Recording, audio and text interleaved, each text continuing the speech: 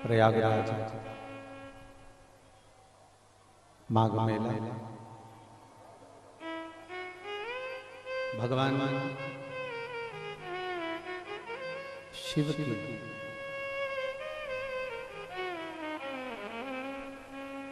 और भगवान राम जी की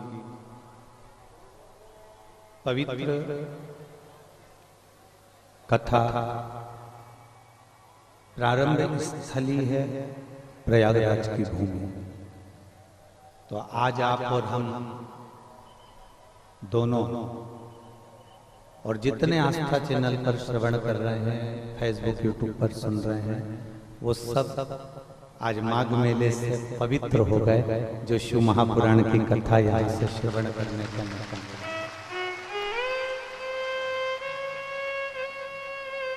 कथा कई आयोजन पिछले वर्ष भी 5 दिन के अंदर परम पूज्य महामंडलेश्वर सतुआ बाबा जी, श्री संतोष दास महाराज जी, जिन्होंने पिछले वर्ष भी 5 दिन के अंदर आवाज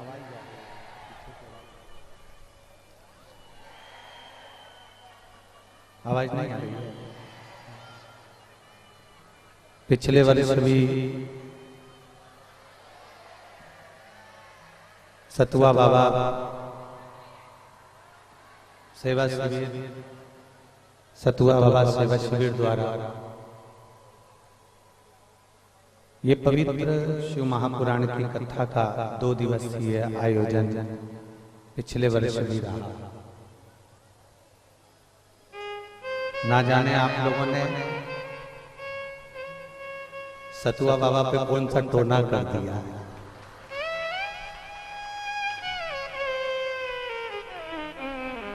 और वो टोने का असर है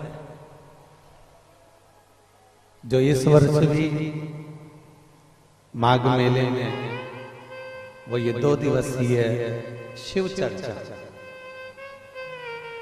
हम भले इसको शिव चर्चा कह दें और हम भले इसको कह दें कि ये शंकर भगवान की केवल चर्चा, पर प्रयागराज में आए हुए सभी श्रोता भाई बहनों से निवेदन करेंगे, प्रयाग में अगर 2 दिन की कथा क्या, 5 मिनट की भी कथा और 5 मिनट की भी कथा क्या, शिव महापुराण यदि 1 मिनट की भी मिल जाए तो समझ लेना कि पूरी 7 दिन की शिव पुराण बन गई। बोल बम का नारा है, सारी समस्या का हल। अब आप ये विचार करिए कि हमको भले 1 मिनट भी अगर मिल जाए प्रयागराज की भूमि पर शिव महापुराण की कथा, तो ये मान लेना कि आपकी पूरी 7 दिन की, 5 दिन की, 9 दिन की, 1 महीने की पूरी शिव पुराण का फल आपको मिल पूरी कथा का। अब उसमें आप लोग ये ना सोचिएगा कि बाबा जी आपने 2 दिन की कथा कराई, बाबा जी आपने 3 दिन की कथा कराई, ना, बल्कि बाबा जी को पकड़ के रखना कि हर साल कथा होती है, प्रत्येक वर्ष। और हम तो कहेंगे कि कथाओं में समय का बहुत व्यस्तता रहती है, फिर भी सतुआ बाबा का ऐसा प्रेम है महाराज जी का कि वो खींच कर 2 दिन तो ले ही लेते हैं और कथा करवाई लेते हैं। ये उनकी आशीर्वाद है और उनकी कृपा। बाबा देवादिदेव महादेव की कृपा, मंच पर विराजमान सभी संत साधु ब्राह्मण बटुक ब्राह्मणों के चरणों को प्रणाम करते हुए कल्पवास कर रहे सभी प्रयागराज के कल्पवासी जितने भी यहाँ निवास कर रहे हैं, उनके पवित्र पावन चरणों को नमन करते हैं। जो अतिथिगण आए हैं उनको भी नमन प्रणाम करते हुए ये पवित्र 2 दिवसीय शिव महापुराण की कथा का लाभ लेने का आप और हमको सौभाग्य मिला है। आप और हम इस अवसर का आनंद लें, अपने जीवन को धन्य धन्य।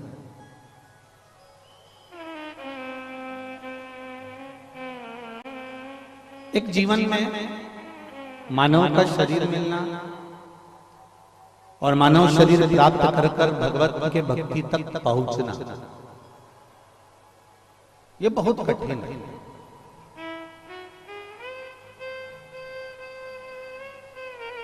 हमने पहले भी कथा में कहा कि आप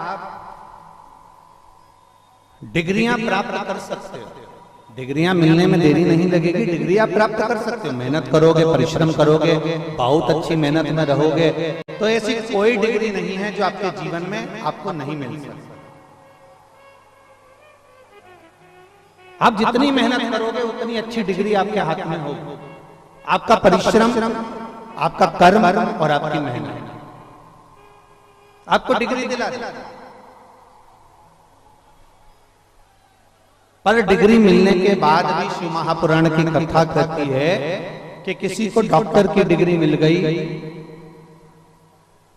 किसी को इंजीनियर की डिग्री मिल गई, किसी को सीए की डिग्री मिल गई, कोई अच्छा डॉक्टर बन गया, कोई अच्छा सीए बन गया, कोई अच्छा इंजीनियर बन गया, कोई अच्छा पद पर जाकर विराजमान हो गया। पर शिव महापुराण की कथा कहती है वो डिग्री मिलने के बाद भी एक सबसे बड़ी डिग्री है, वो आपकी नम्रता की डिग्री है कि आपके अंदर नम्रता की, आपका व्यवहार कैसा है, आपके अंदर की नम्रता कैसी है। आप बहुत ऊंचे औहदे पर बैठ गए, बहुत ऊंचा औहदा आपको प्राप्त हो गया और उस औहदे पर पहुंचने के बाद मालूम पड़े डिग्री तो आपके पास में है पर आपकी नम्रता आपके अंदर नहीं है, आपकी विनम्रता आपके अंदर नहीं है, तो वो डिग्री का कोई मूल तत्व नहीं रहेगा। शिव महापुराण की कथा भगवान देवाधिदेव महादेव कहलाते हैं। भगवान शंकर ब्रह्मा ब्रह्मलोक में रहते हैं, भगवान विष्णु वैकुंठ लोक में रहते हैं, इंद्र इंद्र लोक में रहते हैं, पर भगवान देवाधिदेव महादेव कैलाश पर्वत के ऊपर रहते हैं।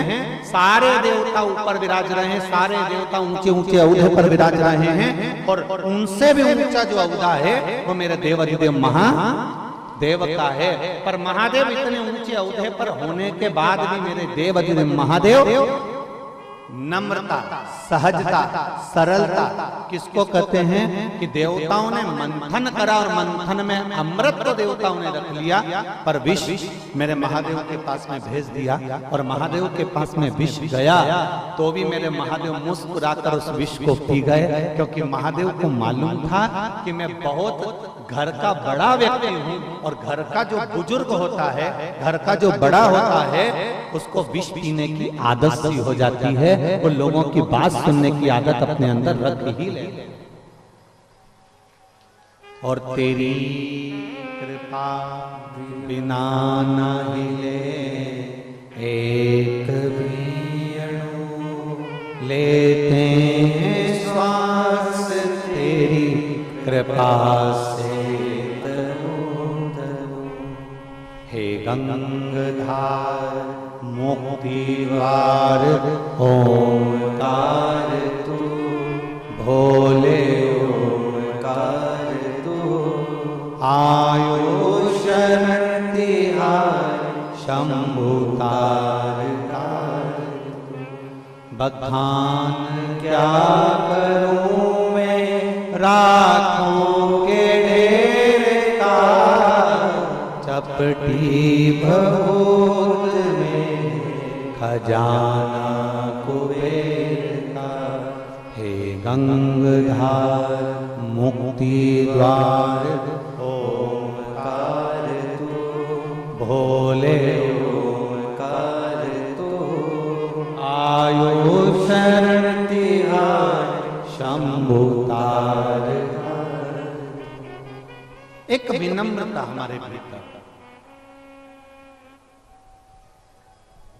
शिव विनम्रता देते हैं।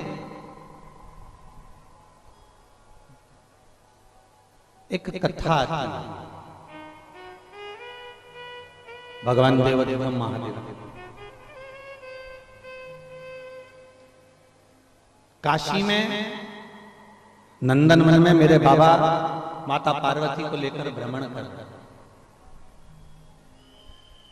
माँ जगत जननी उनके साथ आना भ्रमण करना। थोड़ी देर चलते चलते माता पार्वती की दृष्टि एक छोटे से बच्चे पर पड़ जाती है, बहुत छोटा सा बालक, बहुत छोटा सा। और माता पार्वती जी की दृष्टि पड़ी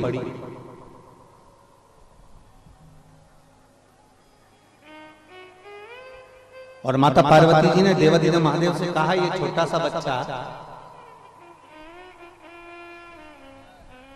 अपनी माता पिता के हाथ को छोड़कर ये भटक गया है। तो पार्वती जी ने भगवान देवाधिदेव महादेव जी से कहा कि आपका और हमारा फर्ज है कि इस बच्चे का हाथ पकड़कर हम इसके माता पिता के पास तक पहुंचा दें। अगर ये बालक भटक गया है तो इस बालक को हाथ पकड़कर हम इसके माता पिता तक पहुंचाएं, ये हमारा फर्ज है। माता पार्वती जी ने जब भगवान देवाधिदेव महादेव से कहा, भगवान शिव जी से जब कहा, बाबा देवाधिदेव महादेव कुछ देर के लिए मौन हो गए, चुप, एकदम उनके कोई शब्द नहीं निकलते।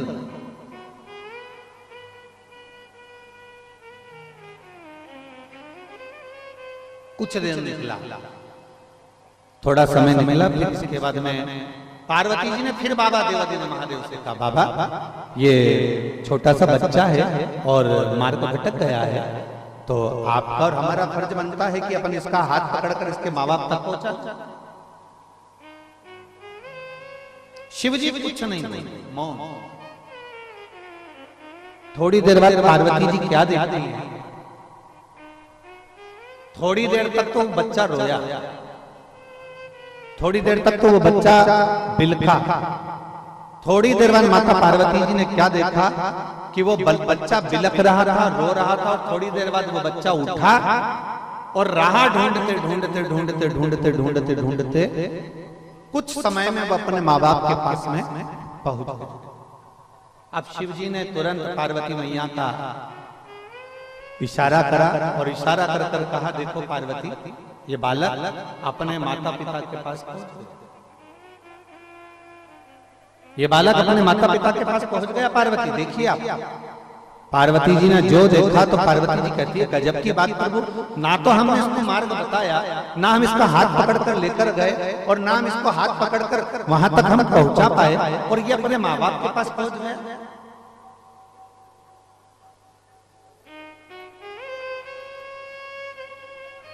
शिव कह रहा है, पार्वती दो चीजें प्रत्येक मनुष्य को जन्म देने से पहले महादेव जी कहते हैं, दो चीजें प्रत्येक मानव की देह में हम डालकर भेजते हैं। दो चीजें महादेव जी कहते हैं हम अपने संसार में जन्म लेने वाले उस मनुष्य के हृदय में, मनुष्य के चित्त में, मनुष्य की वृत्ति में, मानव के जीवन में दो चीजें हम डालकर भेजते हैं। एक, अपनी मंजिल तक कैसे पहुंचेगा ये उसमें हम देकर भेजते हैं, और उसको कहते हैं हमारी भाषा में टैलेंट। एक ऐसा हुनर, ऐसा टैलेंट परमात्मा देकर भेजता है कि आप उस टैलेंट के बल पर, आप अपने हुनर के बल पर, आप अपनी योग्यता के बल पर, आप अपने कर्म के बल पर, आप अपनी विद्वत्ता के बल पर आप उस मंजिल तक पहुंच सकते हो जहां तक आपको जाना है। और शिव जी कहते हैं, पार्वती दूसरा, प्रत्येक मानव की देह में भेजकर भेजता हूं भक्ति, कि वो अगर हृदय से भक्ति को धारण करेगा तो मुझ तक पहुंच जाएगा। एक मंजिल तक पहुंचना और एक परमात्मा तक पहुंचना, ये दो चीजें परमात्मा देकर भेजते हैं। ये दो चीजें मेरे परमात्मा देकर भेजते हैं। एक, हमें जिस मंजिल तक जाना है वो परमात्मा ने हमको एक अच्छा टैलेंट देकर भेजा है, अच्छा ज्ञान देकर भेजा है, बस उसको थोड़ा सा हमें निखारना है, थोड़ा सा हमको उसको देखना है कि आखिर वो है कैसे, हमारे भीतर ऐसा कौन सा हुनर है, हमारे भीतर ऐसा कौन सा वो तत्व छुपा हुआ है जिसके बल पर हम अपनी मंजिल तक पहुंच सकते हैं।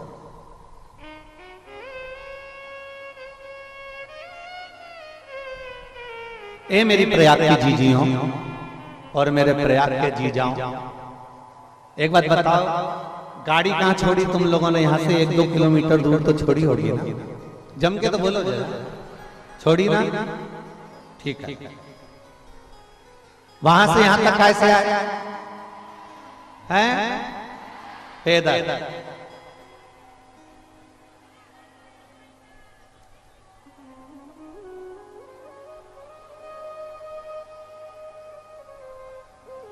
तुम्हें विश्वास था कि तुम कथा स्थल तक पहुंच जाओगे? काय पर विश्वास था? अपने आप पर कि अपने पांव पर? अपने पैर पर तुम्हें विश्वास था। ऊपर वो लोग कह रहे थे कि गुरुजी हमें एक बात समझ में नहीं आती, आप किस पे भरोसा करते हो? डमरू वाले पर विश्वास करते हो कि मुरली वाले पर विश्वास करते हो? आप किस पे विश्वास करते हो? हमने कहा कि ये जितना यहाँ ये कथा में आए हैं ना, पोटला वाले ये बैग ले लेके और सिर पे अपना अपना पोटला, बिस्तर, दरी, चादर सब ले लेकर जो आए हैं ना, ये किसी डमरू वाले से और मुरली वाले से कम नहीं है। इनका विश्वास बड़ा बड़ा।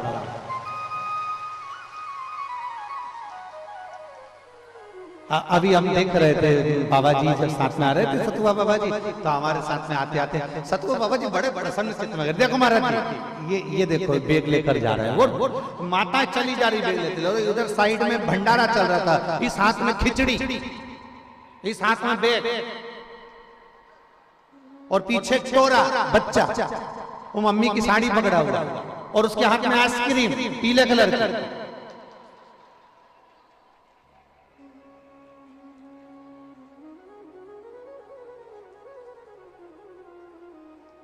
और बच्चा रोता रोता आइसक्रीम भी खा रहा है।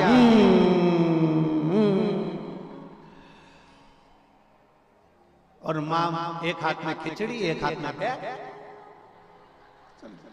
चलिए अब वो सतुआ बाबा जी बड़े खुश होते हुए, महाराज कितना सुंदर दृश्य है कि एक तरफ तो भगवान शिव के प्रति का विश्वास है, एक तरफ तो भगवान शंकर के प्रति इनका भरोसा है, और दूसरी तरफ अपने बच्चे को भी साथ लेकर और हाथ में खिचड़ी और बैग साथ में लेकर भगवान शंकर की ओर बढ़ते चले जा रहे हैं। हमने सतुआ बाबा जी से कहा कि जितना जितना ये शिव की ओर बढ़ रहे हैं, उतना उतना देवाधिदेव महादेव उनकी ओर बढ़ रहे हैं, शिव की ओर। और खाली ना जाता कोई दर से तुम्हारे, खाली ना जाता कोई दर से तुम्हारे, मैं भी खड़ा हूँ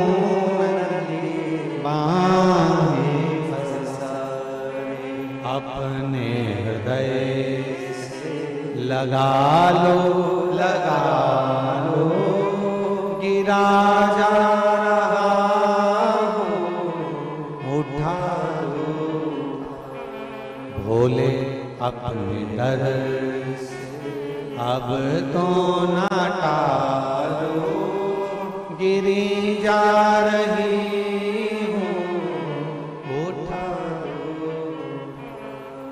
विश्वास रखकर चले। अपने स्थान पर बैठकर भगवान देवाधिदेव महादेव से अपने मन की बात बड़े भाव के साथ, आनंद के साथ में प्रयागराज की पवित्र भूमि पर, त्रिवेणी संगम पर बाबा देवाधिदेव महादेव से दिल से अपने मन की बात कहिए। जहां ये तो माँ गंगा का पावन तट है, त्रिवेणी का संगम है।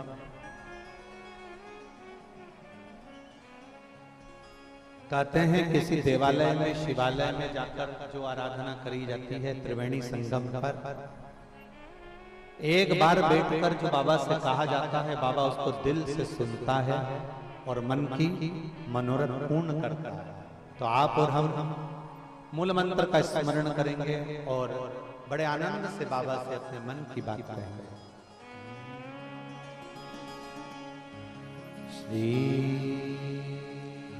शिवाय नमस्तुभ्यं। श्री शिवाय नमस्तुभ्यं। श्री शिवाय नमस्तुभ्यं। श्री शिवाय नमस्तुभ्यं।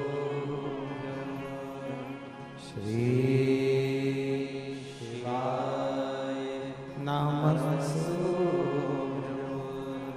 भोला सब दुख काटो हमारा, ओ भोला सब दुख काटो हमारा। शिव शंकर जपो तेरी माला, भोले बाबा जपो तेरी माला। भोला सब दुख काटो हमारा, ओ भोला सब दुख काटो हमारा। वेश है मंगलकारी, वेश है मंगलकारी। शमशान वासी हमारा, शमशान वासी हमारा। ओ भोला सब दुख काटो हमारा, ओ भोला सब दुख काटो। भगवान शिव की कथा कर रहे। एक देवराज नाम का ब्राह्मण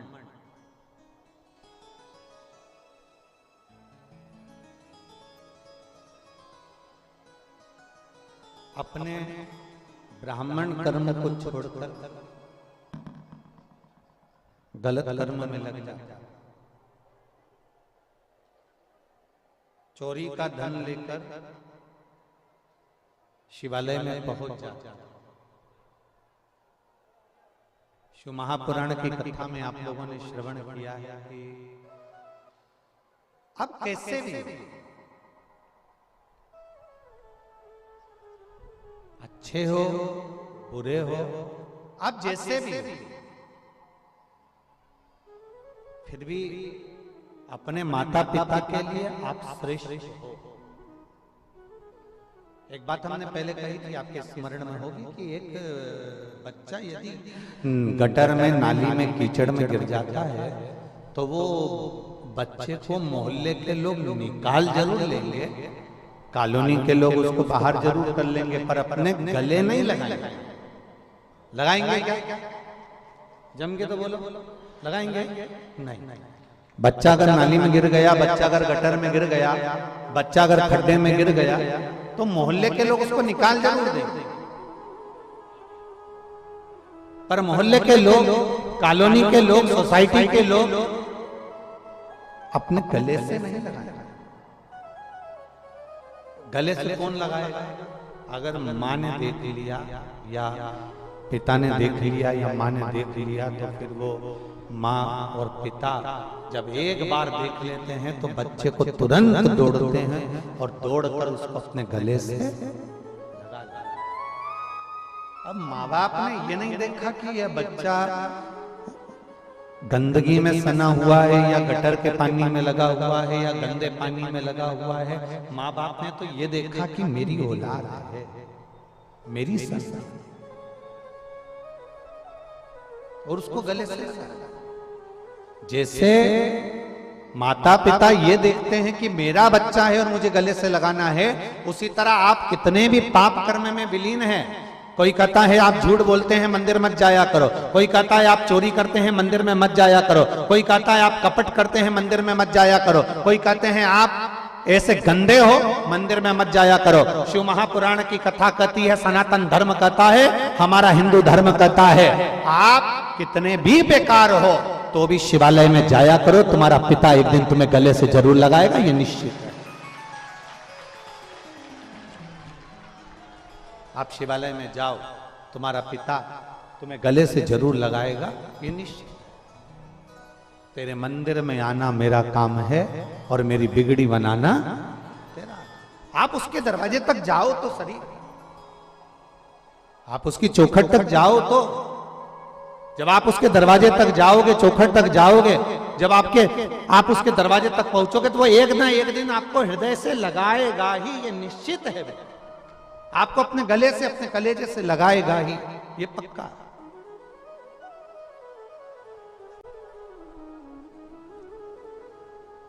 और शंभु शरणे पड़े मांगू घड़ी घड़ी दुख काटो दया करीने दर्शन आपको।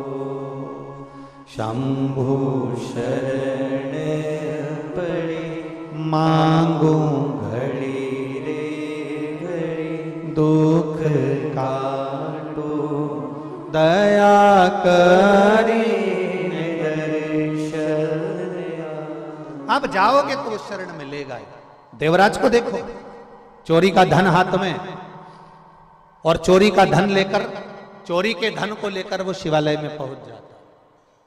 आप कैसे भी जाओ, उसके करीब में पहुंचो तो, आप उसके नजदीक में जाओ तो। चोरी का धन लेकर देवराज पहुंच गया भगवान शंकर के शिवालय में, क्योंकि उसके शरीर में ताप पड़ रहा है, उसके शरीर में कष्ट पड़ रहा है, उसके शरीर में तकलीफ हो रही है, उसके शरीर में कष्ट हो रहा। और जब वो शरीर में कष्ट हो रहा है, तकलीफ हो रही है, तो वो बुखार आने पर, ताप पड़ने पर वो शिवालय के अंदर प्रवेश कर गए। भजन नहीं सुहा रहा, शिव महापुराण की कथा वहां चल रही थी। कोई विद्वान संत वहां कथा का वाचन कर रहे थे।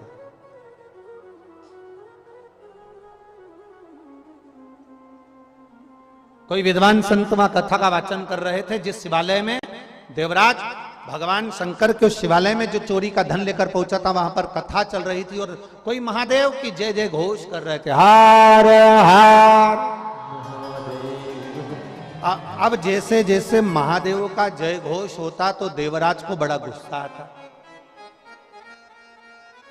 देवराज को बड़ा क्रोध कि बताओ, मेरे शरीर में ताप पड़ रहा है, मेरे शरीर में कष्ट पड़ रहा है, मेरे शरीर में तकलीफ हो रही है, और ये हर हर महादेव का, इसको तो समझ में ही नहीं आ रही।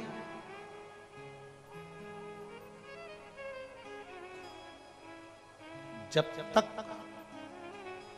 गलत अन्न और गलत धन, तीन चीजें हैं, बहुत सावधानी से सुनिएगा।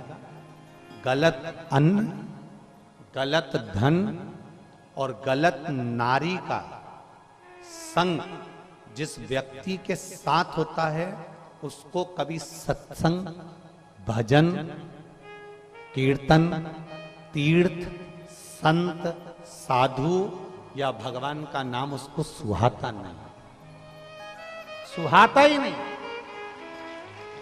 कौन कौन? पहला, गलत अन्न, गलत धन और गलत नारी का संग। आपको भगवान, अगर आप गलत अन्न ग्रहण कर रहे हैं तो भगवान की शरणागति आपको ठीक नहीं लगेगी।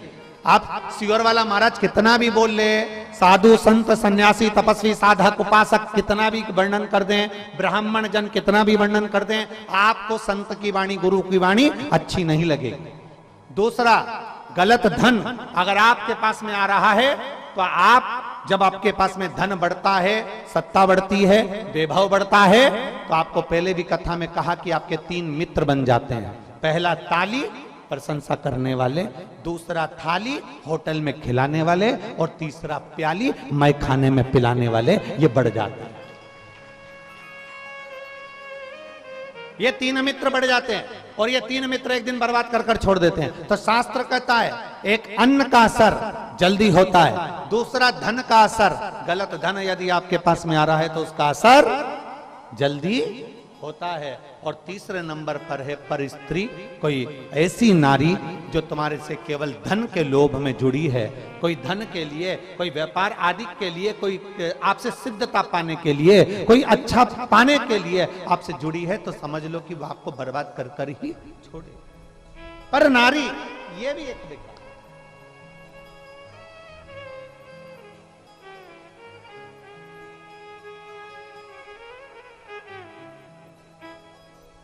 कई लोगों को राम मंदिर में, अयोध्या में राम जी विराजमान हुए, कई लोगों को बहुत अच्छा लगा, बहुत अच्छा। लोगों ने खूब जय घोष लगाई, खूब जय नारा लगाया, जय जय श्री राम, खूब चिल्ला। पूरे भारत में और पूरे विश्व में राम जी के अयोध्या में बैठने की जय जय घोष हुई। माननीय प्रधानमंत्री मोदी जी ने, माननीय उत्तर प्रदेश सरकार के मुख्यमंत्री माननीय योगी जी ने, और सारे साधु सन्यासी तपस्वी साधक उपासक संतों ने भगवान राम जी महाराज को वहां पर विराजमान किया। कईयों को अच्छा लगा, बहुत अच्छा, पर कई ऐसे भी थे जिनको अवध में राम जी बैठ रहे होंगे तो सुहा नहीं रहा होगा, रात की नींद गायब हो गई। कई ऐसे भी। शास्त्र कहता है 3 चीजें जिसके पास में व्यर्थ की आ गई है, समझ लेना उसको सत्संग नहीं सुहारा, उसको राम नहीं सुहारा, उसको कृष्ण नहीं सुहारा, उसको शिव नहीं सुहारा, उसको भगवान का भजन नहीं सुहारा, उसको स्मरण नहीं सुहारा। आप घर से चले अपना कल्पवास का सामान लेकर, कल्पवास का सामान लिया, लकड़ी ली, संविदा ली, अनाज लिया, अन्न लिया, टेंट लिया, सारा सामान लेकर आप प्रयागराज की पवित्र धरा पर पहुंच गए, और प्रयागराज की पवित्र धरा पर पहुंच गए, मालूम पड़े उस कल्पवास के अंतर्गत आप तो भगवान का भजन कर रहे हो, आप राम नाम जप रहे हो, आप कृष्ण नाम जप रहे हो, आप गंगा का स्नान कर रहे हो, त्रिवेणी संगम में जा रहे हो, दीपदान कर रहे हो, भगवान के विरल भक्ति को धारण कर रहे हो। 1 महीने के लिए आप भगवान का भजन करने के लिए आए हो, 1 महीने के लिए आप प्रयागराज की पवित्र भूमि पर विराजमान हो, शिव नाम, राम नाम, कृष्ण नाम आप जप रहे हो, पर 1 महीने के अंदर 1 दिन, 2 दिन, 3 दिन हमारी वाणी का आपको थोड़ा बुरा लग सकता है, जितने लोग यहां बैठे हैं हो सकता है बुरा लग जाए, तो आप टेंशन मत लेना, लग जाए तो अगली बार मत बुलाना, उसमें कोई चिंता का विषय नहीं। 1 महीने के लिए हम कल्पवास करने के लिए आए, 1 महीने हम यहां रहने के लिए आए, 1 महीने के लिए त्रिवेणी संगम पर आए, 1 महीने के लिए अन्न का सामग्री। शंभू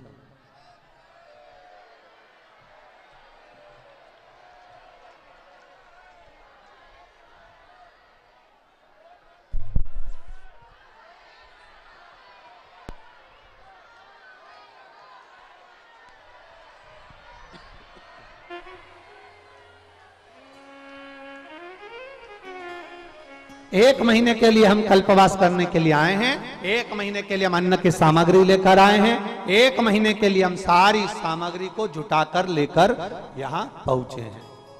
1 महीने। अब जरा विचार करिए,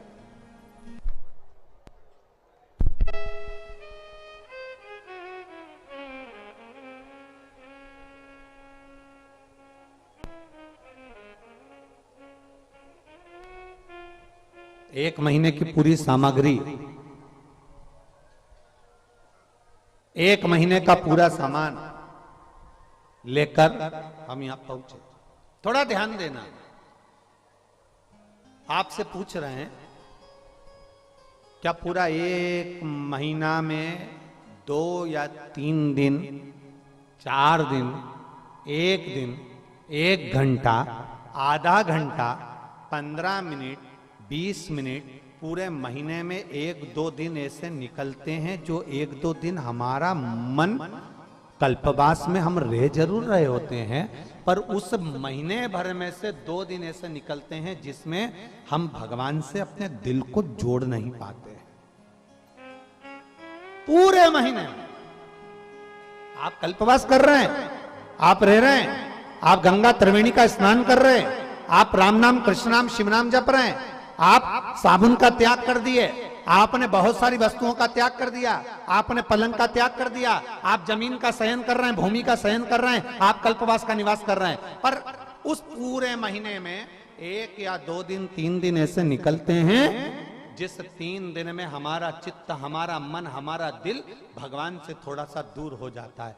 हम घबराते हैं, मैं यहाँ तो भजन करने आई थी, मैं यहाँ कथा सुनने आई थी, मैं तो यहाँ प्रयागराज की धरा पर शिव महापुराण की 2 दिवसीय कथा सुनने आई थी, ऊपर से मुझे धूप सता रही है, ऊपर से मालूम पड़े मुझे भूख भी लग रही है, ऊपर से मुझे प्यास भी लग रही है। अर्थात कब तक सताएगी, कब तक सता रही होगी? जब आपके भीतर आपको 2 दिन 3 दिन ऐसे लगेगा कि मेरा मन भगवान में नहीं लग रहा, आप बेचैन होंगे, तब आपको लगना चाहिए कि मैंने पूर्व में कोई अन्न ऐसा ग्रहण करा होगा, मैंने पूर्व में मेरे पास ऐसा कोई धन आया होगा जिस धन का उपयोग मैंने करा होगा, इसलिए 2 या 3 दिन मेरा कल्पवास में मन नहीं लगा, मेरा कथा में मन नहीं लगा, मेरा सत्संग में मन नहीं लगा, मैंने कोई धन या अन्न ऐसा ग्रहण कर लिया हो जिसका मुझे इसका फल मुझे प्राप्त नहीं हो रहा। पर धीरे धीरे धीरे धीरे धीरे धीरे आपका मन जब भगवान की कथा में रम जाए, लगने लगे कि हाँ मुझे कथा का रसतत्व ग्रहण करना है, 2 दिन मुझे कथा का। यहाँ एक बहन बैठी है जिसने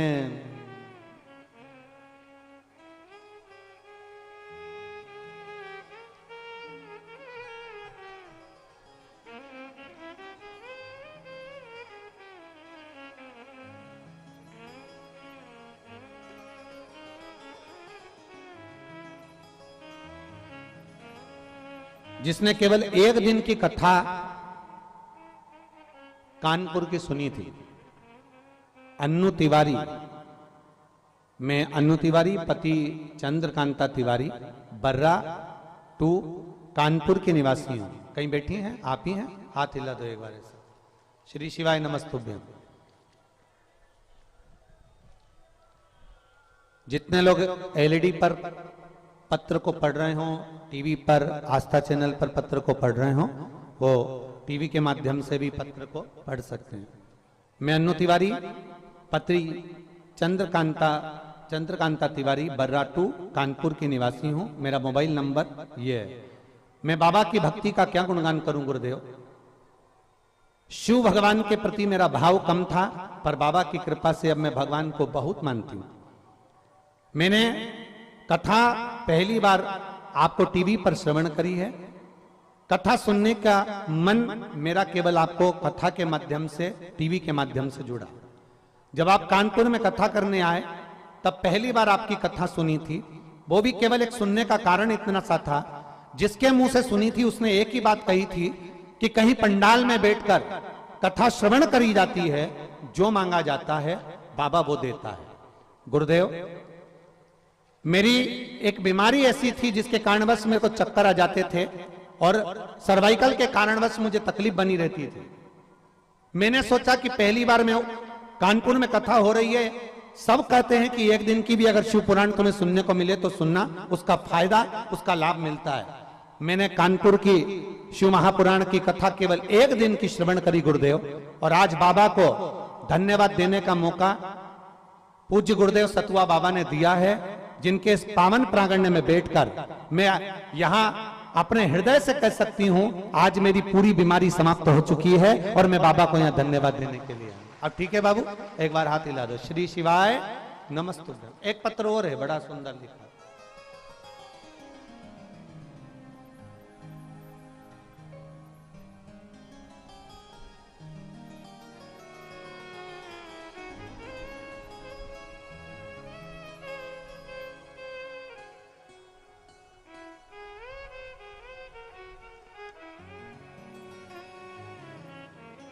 मेरा नाम ज्योति उमर वैश्य, पिता स्वर्गीय पवन कुमार पवन कुमार उमर वैश्य, माँ फूलकली उमर वैश्य, उम्र है 23 साल। कहीं बैठी हो तो हाथ हिला सकती हैं। आप ही हैं बेटा? श्री शिवाय नमस्तुभ्यम। आपने इसमें एक बेलपत्र मांगा है, पर बेलपत्र यहाँ है क्या बाबू? आजा आजा, ले जा एक बेलपत्र जा। गुरुदेव, शायद मेरे बराबर जीवन में कोई ने संघर्ष नहीं करा होगा। मेरी तबीयत बहुत खराब हो गई थी। डॉक्टरों को दिखाया तो कोई कहता था निमोनिया है।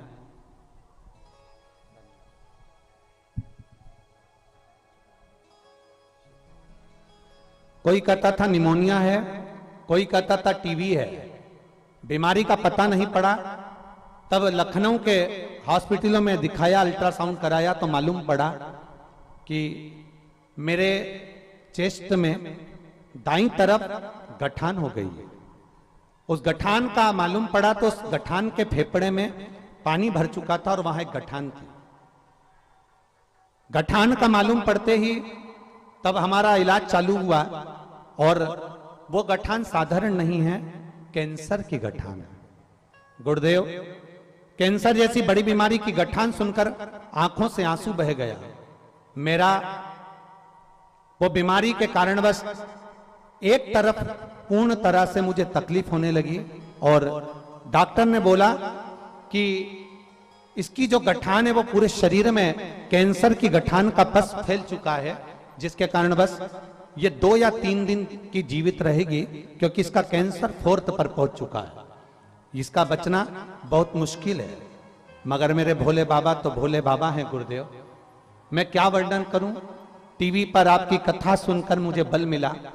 मैं बिस्तर पर लेटी लेटी कथा सुनती थी। तब मेरी मम्मी ने 1 लोटा जल शिवजी को चढ़ाना प्रारंभ करा और बाबा का पशुपतिनाथ का व्रत किया। महाराज, मैं बाबा का क्या वर्णन करूं। 10 महीने 20 दिसंबर तक मैं फेफड़े में पानी भराता रहता था और मेरा कैंसर मुझे तकलीफ देता रहता था। पर जिस दिन से मैंने बेलपत्र खाना प्रारंभ करी और शिवजी पे चढ़ा हुआ जल पीना प्रारंभ करा, श्री शिवाय नमस्तुभ्यम का जाप करना प्रारंभ करा, आज मैं पूर्ण तरह से सुखी होकर मेरा कैंसर भी समाप्त हुआ और मेरा फेफड़े में पानी भरना भी समाप्त हुआ। मैं बाबा को यहाँ प्रणाम करने आया।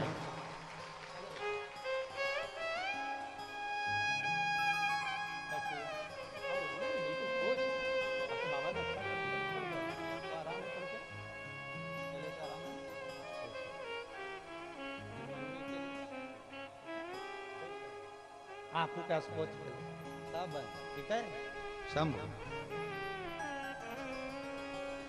और तेरी कृपा बिना न हिले एक भी अणु, लेते हैं श्वास तेरी कृपा से करो करो। हे गंगाधार मुक्ति द्वार ओमकार तू, बोले ओमकार तू, आयो शरण तिहार शंभु तार तार। आप कैसे भी हो, कैसे देवराज चोर चोरी कर दिया, चोरी का धन लेकर शिवजी के मंदिर में पहुंच गया। चोरी का धन लेकर भगवान शंकर के मंदिर में पहुंचा और जब चोरी का धन लेकर भगवान शंकर के मंदिर में पहुंचा तो अभी कथा में कहा कि एक अन्न, एक धन और एक पराई नारी बर्बाद कर देती, बेकार। चोरी का धन था, शिवालय में पहुंच गया। कोई हर हर महादेव कहता तो इसको गुस्सा आ जाता, कोई भगवान शिव का नाम लेता तो इसको क्रोध आ जाता।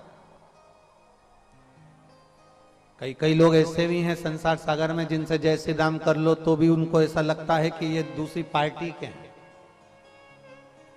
महाराज आजकल तो बड़ा विडंबना है, अगर आपसे राम राम कर लिया ना किसी से तो उनको लगेगा ये पार्टी विशेष के हैं ना।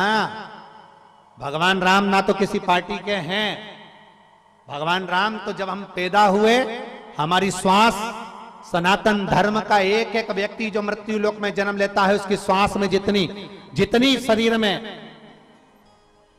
श्वासें प्रतिदिन निकल रही होती है, उस श्वास में राम पहले से ही समाहित होता है। इसलिए जीव हमेशा जय जय श्री राम कहता रहता है। उसमें हमें यह नहीं सोचना कि कोई पार्टी विशेष का नाम है ना, भगवान का नाम लेने में हमें पीछे नहीं हटना। देवराज, जैसे ही शंकर जी का नाम निकलता, देवराज को क्रोध आता, अपने आप को थोड़ा क्रोध में अपने आप को मारने का प्रयास करता। चोरी का धन लिया, उठाया और चोरी का धन लेकर बाहर चले गया कि अब मुझे यहां आवाज नहीं आई, अब मुझे यहां आवाज नहीं आई। और चोरी का धन लेकर बाहर गया, फिर आवाज उसके कानों में पड़ने लगी, हर हर महा। जैसे ही वापिस आवाज आई, फिर वापिस जैसे ही आवाज आई, आवाज आते से देवराज अब मंदिर के प्रांगण से भी बाहर चले गए, बहुत दूर,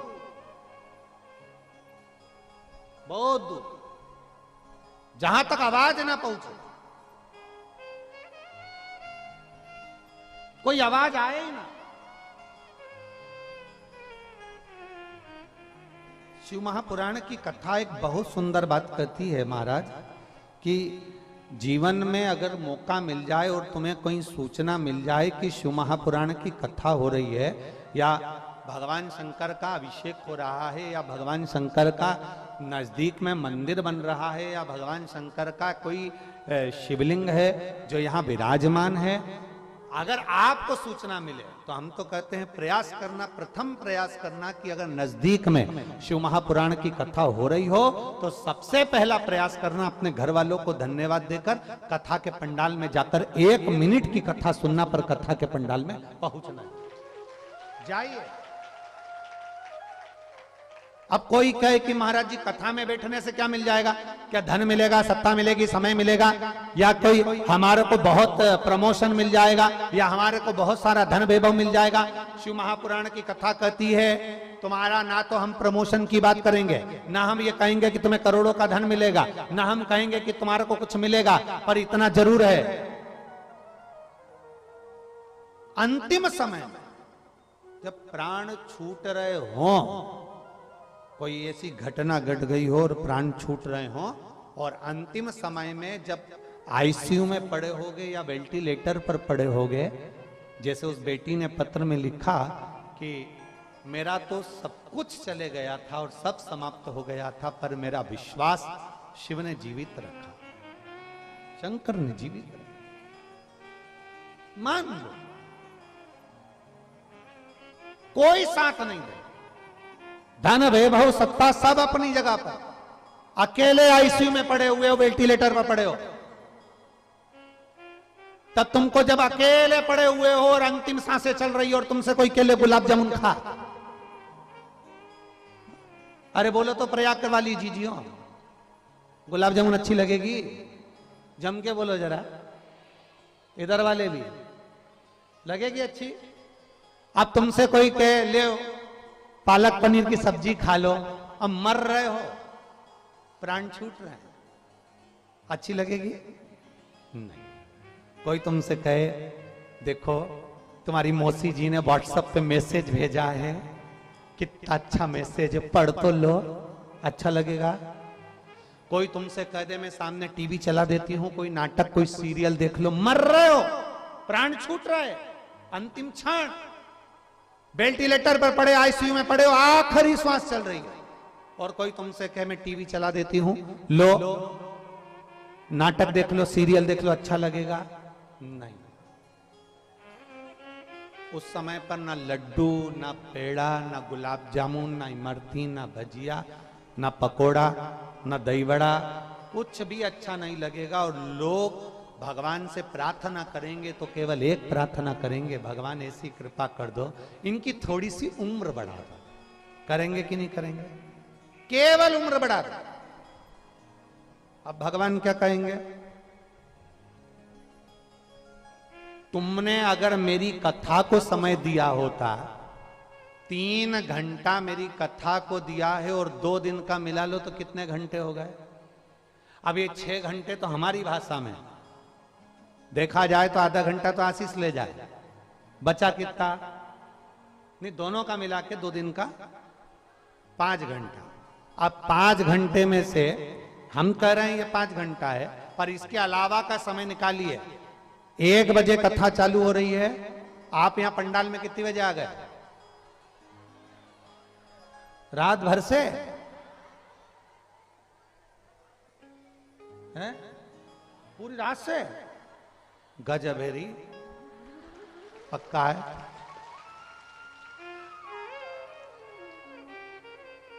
तो कुछ खाया भी है कि नहीं?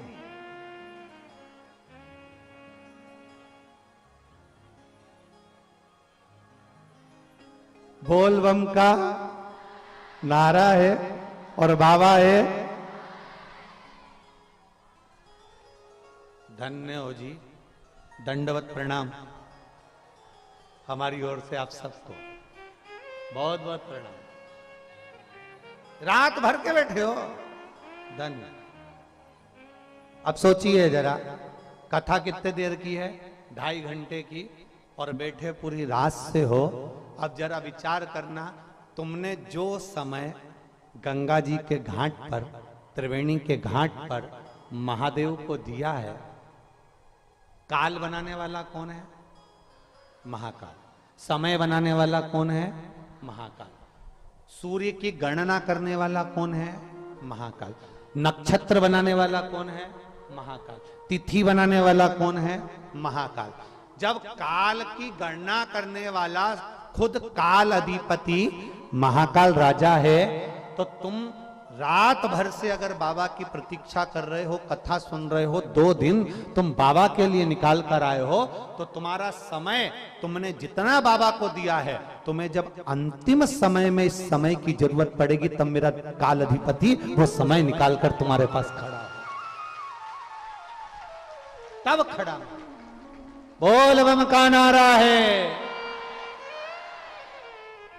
और अंत समय प्रभु आना पड़ेगा, अंत समय प्रभु आना पड़ेगा, वचन दिया तो निभाना पड़ेगा, आए ना आए प्रभु कुटुंब कबीला, अंत समय प्रभु आना पड़ेगा, और वचन दिया तो निभाना पड़ेगा। अब पुकारोगे वो तुम्हारे सम्मुख में आएगा। जो समय तुमने उसको दिया है, वो समय, एक पत्र है देखिए,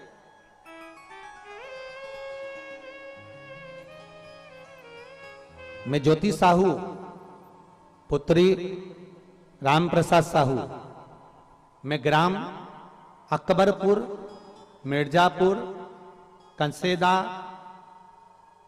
प्रयागराज की रहने वाली हूं। कहीं बैठी हैं? इधर है, कहां है? हाथ हिलाओ। अच्छा, यही लोग है ना। ज्योति साहू कौन सी है? 1 2 3 4 में से है कौन सी? पीली वाले कपड़े वाले? हाँ ठीक है। मैं ज्योति साहू पुत्री राम प्रसाद साहू, मैं ग्राम अकबरपुरा मिर्जापुर कसेदा प्रयागराज की रहने वाली। मेरा मोबाइल नंबर ये है। आजा बेटा, एक बेलपत्र ले जा, आजा। बाबा, मेरा छोटा भाई दीपक साहू बचपन से ही मानसिक स्थिति कमजोर है। बाबा, बचपन से ही उसको चलना फिरना जाना आना में तकलीफ और मानसिकता उसकी थोड़ी सी तकलीफदायक। गुरुदेव, डॉक्टरों के हिसाब से वो ठीक नहीं हो सकता था। डॉक्टरों के हिसाब से उसका चलना नहीं हो सकता था। पर एक लोटे जल का मैं वर्णन करना चाहती हूं। शिव मंदिर में जाना, लोटा भर के जल चढ़ाना, और वो चढ़ा हुआ जल वापस लाकर मैं अपने भाई को देती। और बाबा का मैं क्या गुणगान करूं। बाबा, आज मेरा भाई, लोग उसको मानसिक स्थिति खराब थी, पागल टाइप का था, लोग उसको अपशब्द कहते थे, पर अब मेरा भाई खुद चलकर भगवान शंकर के मंदिर जाता है और जल चढ़ाकर आता है। मैं बाबा को यहां धन्यवाद देने के लिए आई हूं। भाई आया है क्या तुम्हारा?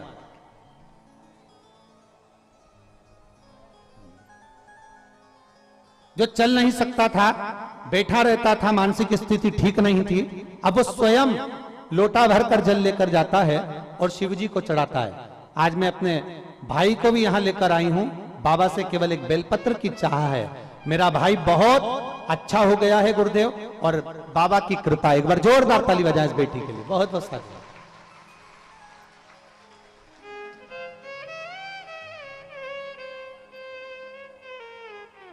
शंभो शरणे मां घड़ी रे घड़ी दुख काटो, दया करी निदर्शन। शंभो शरणे मां घड़ी रे दुख काटो, दया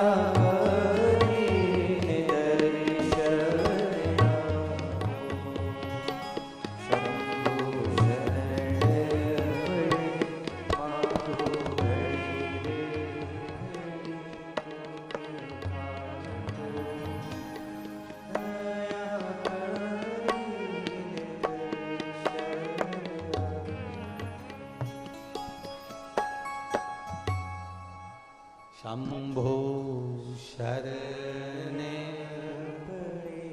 मांगू घड़ी रे घड़ी दुख काटो, दया करी दर्शन। आप दिल से प्रार्थना, वो दिल से सुनता है। आप दिल से कहेंगे, वो दिल से सुने।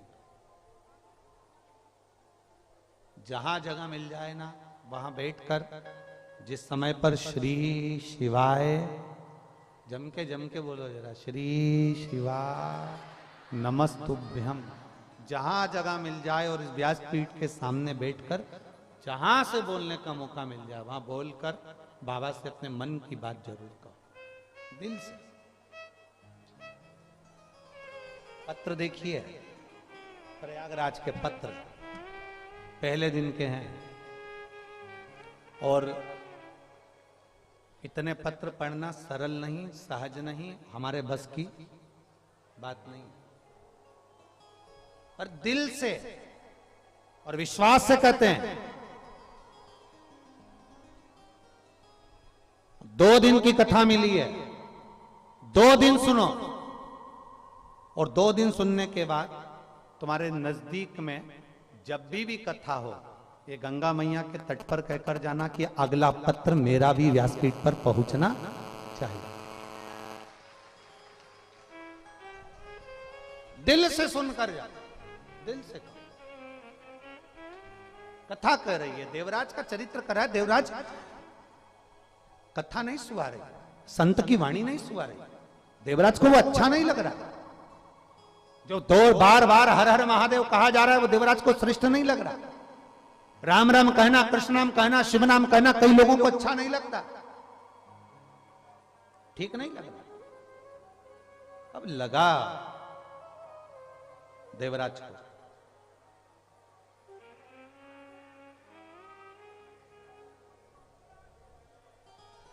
लगा, छोड़ा मंदिर का प्रांगण, मंदिर छोड़कर, देवालय छोड़कर, शिवालय छोड़कर देवराज मंदिर से बाहर निकल गए। और मंदिर से बाहर निकले तो एक बेलपत्री का वृक्ष था, जिस वृक्ष के नीचे देवराज बैठ गया। शरीर में ताप पड़ रहा था, बुखार आ रहा था। कोई पूर्व की पुण्याई, कोई पूर्व की पुण्य। नसीहत और वसीयत दो चीजें हैं। दुनिया के लोगों को वसीयत तो अच्छी लगती है पर नसीहत अच्छी नहीं लगती। पर शिव महापुराण की कथा कहती है कोई पूर्व की पुण्य, हमारे पूर्व का किया हुआ कोई अच्छा कर्म, हमारे माता पिता का कोई अच्छा किया हुआ कर्म। हम पहले भी कथा में कहे जैसे गुल्लक बच्चा भरता है और गुल्लक भरने के बाद फोड़ता है तो कोई बड़ा सा गिफ्ट लेकर आता है।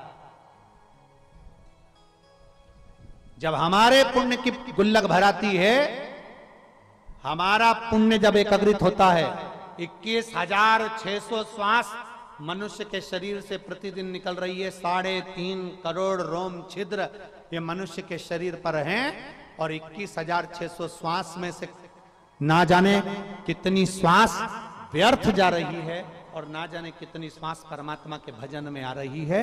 जब वो परमात्मा के भजन में जो श्वास जा रही है, वो श्वास जब भराती है, जब हमारे पुण्य की गुल्लक भराती है, माता पिता के पुण्य की गुल्लक भराती है, हमारे पूर्वजों के पुण्य की गुल्लक भराती है, तब जाकर कभी जिंदगी में एक बार शिव महापुराण की कथा में पहुंचने का मौका मिलता। हमारे पुण्य की गुल्लक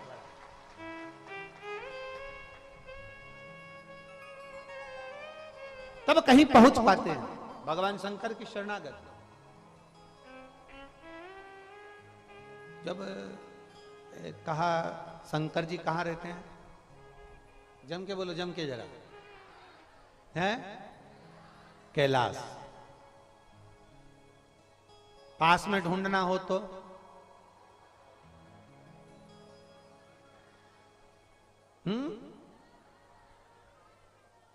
शमशान में, बहुत जोरदार, सही है। आधे से ज्यादा कथाकार तो यही है, बहुत जोरदार बोले हो। शंकर जी कहां रहते हैं? अपने नजदीक में, बिल्कुल करीब। कैलाश पर्वत तो अपन जा नहीं सकते, कैलाश जाना है तो भी ज्यादा वजन लेकर नहीं जाएंगे, और शमशान में जाना हो मोजे जूते, ब्यूटी पार्लर सब करके फिर जाओगे क्या? पूरा तैयार खूब सारा सामान लेकर नहीं। कैलाश भी जाना है तो जितना सामान छोड़ जाओगे उतने अच्छे से तुम्हारी यात्रा सुखद होगी।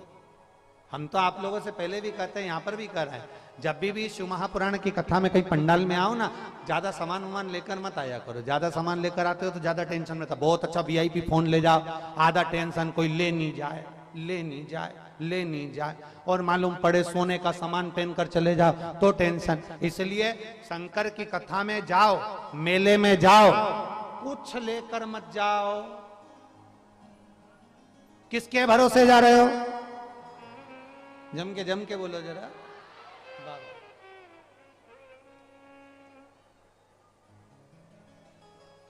बहुत बोल्ड बोल्ड आवाज है तुम्हारी, गजब।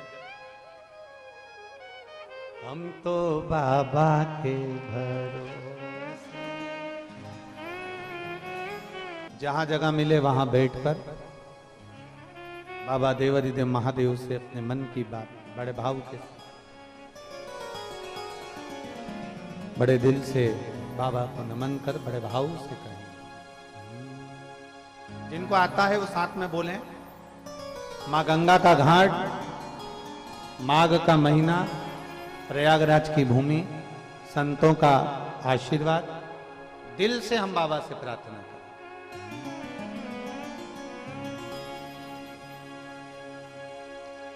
श्री शिवाय नमस्तु, श्री शिवाय नमस्तु, श्री शिवाय नमस्तु, श्री शिवाय नमस्तु, श्री नमस्तु भोला सब दुख काटो ओ भोला सब दुख काटो शिव शंकर जपो तेरी माला भोले बाबा जपो तेरी माला भोला सब दुख काटो ओ भोला सब दुख काटो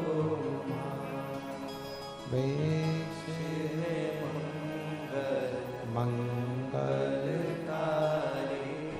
वैश्य मंगलकारी शमशान वासी हमारा शमशान वासी हमारा ओ भोला सब दुख काटो ओ भोला सब दुख काटो। भगवान शिव की कथा कर रही है, भगवान शंकर का चरित्र, भगवान शंकर की कथा कर रही है, भगवान देवादिदेव महादेव का चरित्र कह रहा है। गलत है देव, पर पूर्व का पुण्य प्रबल हुआ।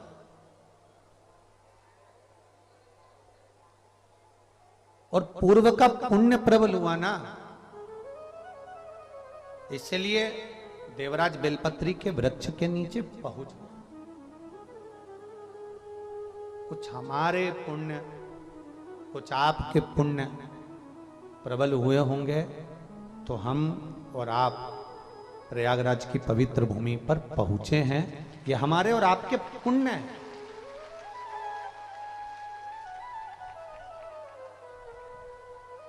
सतुआ बाबा जी तो 2 साल से लगातार, वैसे तो सतुआ बाबा सेवा शिविर प्रयागराज की पवित्र भूमि पर लगता ही रहा है, पर 2 वर्ष से सतुआ बाबा जी, और ये देखो ये कथा खाक चौक में बाबा जी के उस पंडाल में ही होने वाली थी। हमने पहले निमंत्रण आप लोगों को वहीं का दिया था, बोलो सही है। फिर वो तो बाबा जी का धन्यवाद, सतुआ बाबा जी का, जिन्होंने प्रशासन से बात करी और प्रशासन के लिए भी एक बार जोरदार ताली बजाएं, जिन्होंने इतनी अच्छी व्यवस्था संभाली। प्रशासन को कहा कि भक्त लोग आएंगे और जहां हमारा पंडाल लगा है वहां पर कथा होगी तो जगह छोटी पड़ेगी। पिछली बार भी गली में बहुत सारे लोग भरा गए थे, फिर बेचारे गंगा नहाने वाले जा ही नहीं सकते थे, तो बड़ा तकलीफ आता था। तो प्रशासन ने भी साथ दिया और सतुआ बाबा जी ने ये निर्णय जो लिया कि बिल्कुल घाट पर, अब यहाँ टेंट नहीं लगा पाए तुम्हारे लिए, क्योंकि गंगा माँ की छत्र छाया तुम पे होना जरूरी है, इसलिए। तो हम भी हमारे ऊपर नहीं लगवाते, पर ये आस्था चैनल वाले हैं ना, इनको थोड़ा सा अंधेरा टाइप का चाहिए, थोड़ा सा जिसमें हमारा चेहरा दिख जाए, नहीं तो ऐसा कोई विशेष नहीं है। हमने तो इनसे कहा था तुम भी उसमें कैमरे में चश्मा वश्मा लगा दो जिसमें अंधेरा दिख जाए, पर बोले नहीं नहीं गुरुजी वो थोड़ा सा टेंट होना जरूरी है, ठीक है। तो ये तो बाबा की बड़ी कृपा उदारता है कि आप और हम प्रयागराज की पवित्र भूमि पर, और मैं राष्ट्र के सारे संतों से, सारे साधुओं से, गुरुजनों से निवेदन करूंगा, अगर भारत मां की गोद में हम रह रहे हैं तो माघ मेले में एक दिन तो हमको जाना ही चाहिए, चाहे कुछ भी हो जाए। माघ के महीने में, माघ मेले में प्रयागराज की पवित्र भूमि पर आना ही चाहिए। और हम तो बहुत बहुत साधुवाद देते हैं सतुआ बाबा जी को, जो खींच कर यहां बुला ही लेते हैं, ये प्रभु कृपा ही है, और आप लोगों के बीच में आना हो जाता है। शिव कृपा के बिना नहीं हो सकता। देवराज के ऊपर कृपा जो हुई, देवराज की जो माता जी थी वो शंकर भगवान का स्मरण किया करते।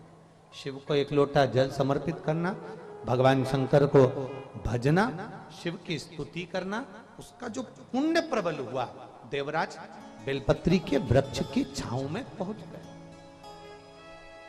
पुण्य प्रबल हुआ तो अच्छी जगह पहुंचे। पुण्य प्रबल होता है तो गंगा के घाट तक पहुंच जाते हैं। पुण्य प्रबल होता है तो प्रयागराज में पहुंच जाते हैं। पुण्य प्रबल होता है तो शिव महापुराण की कथा में पहुंच जाते हैं। और जब हमारा पाप प्रबल होता है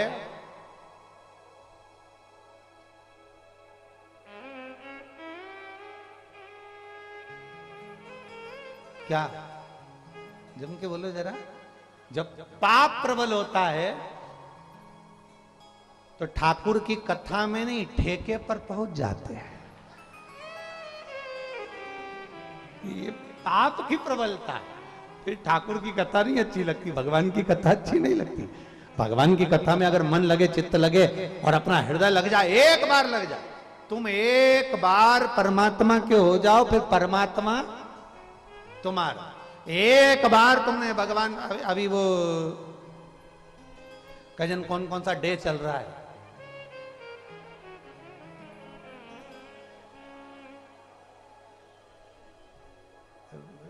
एक दिन आता है सब फूल देने का भी डे, एक दिन फिर टॉफी देने का डे। इसमें एक भी डे ऐसा नहीं है कि जिसमें दे, क्योंकि इसमें बाकी का समय जो है ना, ये सारे डे होने के बाद तुमने फिल्म देखी है, फिल्मों में जितने भी सीरियल आते हैं या फिल्मों में जितनी भी फिल्म बनती है, सारी फिल्म चलती है और शादी होने पर बस ब्याह हुआ, भावर हुई, शादी हुई और फिल्म खत्म। क्योंकि फिल्म बनाने वाले को भी मालूम है इसके बाद की फिल्म कोई झेल नहीं पाएगा। शादी नहीं हो तब तक तो फिल्म सक्सेस है। वो फोन पे बात करे, तुम फोन पे बात करो, वो तुमको मोबाइल दिलाए, तुम मोबाइल दिलाओ, वो बैलेंस डलवाए, तुम बैलेंस डलवाओ। ये तो जब तक शादी नहीं हो तब तक, और शादी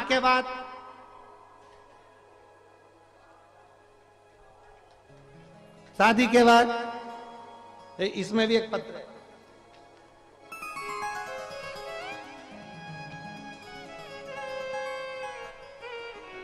पर नहीं पढ़ूंगा, रहने दो तुम तो। शादी के बाद लड़ लिए, झगड़ लिए, चले गए, और पत्नी बेचारी पशुपति व्रत कर रही, आ जाए और कथा में बैठी है बेचारी प्रणाम करने के लिए। 1.5 साल से चले गए थे, भगवान से प्रार्थना कर करके मैं हार गई थी। सबने कह दिया था कि वो तो चले गए, पर मैंने पशुपतिनाथ का व्रत किया तो 1.5 साल में वापिस आ गए। 1.5 वर्ष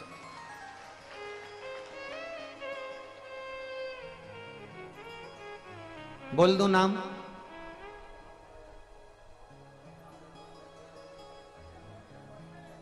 मैं काजल मौर्या, देवघाट झलवा प्रयागराज से हूं। मेरा मोबाइल नंबर ही है, कहीं बैठी है आप ही हैं बेटा? श्री शिवाय नमस्तुभ्यम।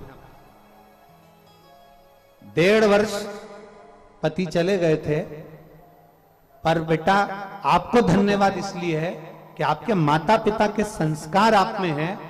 1.5 वर्ष आपने अपने बच्चों की इतनी अच्छी परवरिश करी, उसके लिए धन्यवाद है। वो भले छोड़कर चले गए थे। आप जैसी बेटी हर माता पिता की होना चाहिए, और माता पिता को ऐसी बेटी पर गर्व होना चाहिए कि पति जब बहुत दुख की घड़ी आई तो घर छोड़कर चले गए, पर इस बेटी ने हिम्मत नहीं हारी और अपने बच्चों की पूर्ण परवरिश करती रही। ये माता पिता के संस्कार हैं बेटा आपके। और आपके पति को भी धन्यवाद देता हूं, जो भले 1.5 वर्ष के बाद वापिस आए, पर एक नई ऊर्जा, नई एनर्जी के साथ आए और जिन्होंने आकर अपना खुद का काम धंधा चालू करा शंकर जी के भरोसे, और आज वापिस अपने बच्चों को भी और अपनी पत्नी को भी संभाल रहे हैं। मैं आपके पति को भी धन्यवाद देता हूं। बेटा बैठिए, बहुत बहुत साधुवाद है आपको। श्री शिवाय नमस्तुभ्यं। ये शिव तत्व है, ओ घड़ी है शब्द। एक पत्र और आया है, बड़ा सुंदर पत्र है। उन्होंने पत्र का डब्बा भी अच्छा बनाया है वो, और पत्र में पूरी हॉस्पिटल की लगभग 200 पेज की पूरी फाइल लगाई गई है। जहां वो रहते हैं वहां से लेकर पूरे दिल्ली के हॉस्पिटल तक की फाइल है।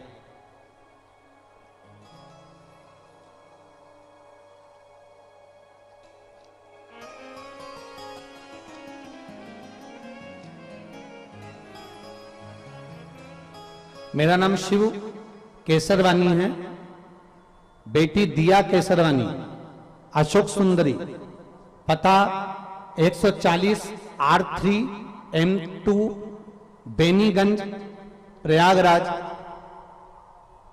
211016 यूपी। मोबाइल नंबर ये है। कहीं बैठी हैं? कहीं बैठी हो तो हाथ हिला सकती हैं। अगर कहीं बैठी हो तो हाथ हिलाएं।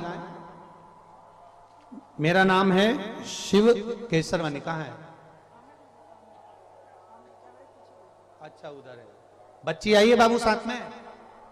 हाँ ले आओ इसको, ले आओ इसको। मेरा नाम शिव केसरवानी है, दिया केसरवानी, पता है 140 R3 M2 Beniganj Prayagraj Uttar Pradesh. Mobile number ये है। गुरुदेव मैं पूरे डॉक्टरों की फाइल आपको लगाकर भेजा हूं। मेरी बेटी 9 महीने की थी तब उसको नॉर्मल इन्फेक्शन हुआ था और प्रयागराज के दामिनी अस्पताल में उसको एडमिट किया गया था, जहां 3 दिनों तक बेटी का स्वास्थ्य ठीक नहीं हो पाया। तो हमें खबर करी गई कि इस बेटी को आप कोई दूसरे हॉस्पिटल में ले जाएं। हम जागृति अस्पताल में लेकर गए प्रयागराज के, फिर वहां पर एडमिट किया। वहां पर भी डॉक्टरों ने चेकअप करा, उनसे जितना बना उन्होंने किया। उसके बाद मालूम पड़ा बेटी की जब जांचें करी गई तो लीवर पूरा डैमेज हो चुका था, 90% काम कर रहा था। लीवर जब पूरा खराब हो गया तब डॉक्टरों ने कहा कि इस बच्ची को कैसे भी कोई बड़ी सिटी में ले जाओ। हम 16 मार्च 2023 को शाम 5 बजे आईसीयू से निकालकर उसको आईसीयू एम्बुलेंस से हम उसको दिल्ली ले गए। दिल्ली जब ले जाने का मन करा तो हमारा मन करा कि एक बार कानपुर में दिखाया जाए।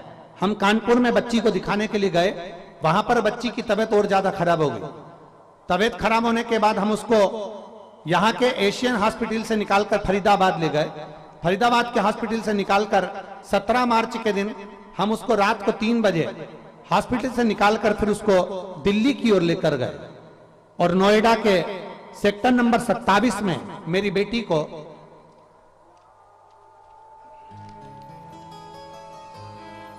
एडमिट किया गया। सुबह जब सीनियर डॉक्टरों ने बेटी को देखा तो उसका लीवर पूरा खराब हो चुका था और हम माता पिता से कह दिया गया था कि आप अपना लीवर इस बेटी को दे सकते हैं, लीवर ट्रांसप्लांट करना ही पड़ेगा। लीवर ने काम करना बंद कर दिया, डायलिसिस चालू हो गया। बेटी का डायलिसिस चलता रहा, तबीयत में आराम नहीं लगा। बेटी कोमा में चली गई और आईसीयू में पड़ी रही। बच्ची को 3 दिन कोमा में रखा, इसका होश नहीं आया।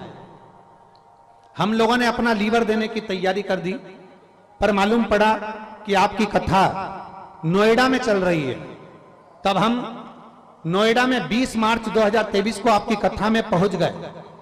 बेटी अंतिम सांसें गिन रही थी, हॉस्पिटल में पड़ी थी, उसका लीवर ट्रांसप्लांट होना था और हम नोएडा की कथा में घर का एक व्यक्ति जाकर आपसे बेलपत्री की गुहार करी, पर गुरुदेव भीड़ इतनी थी कि आपकी बेलपत्र नहीं मिल पाई।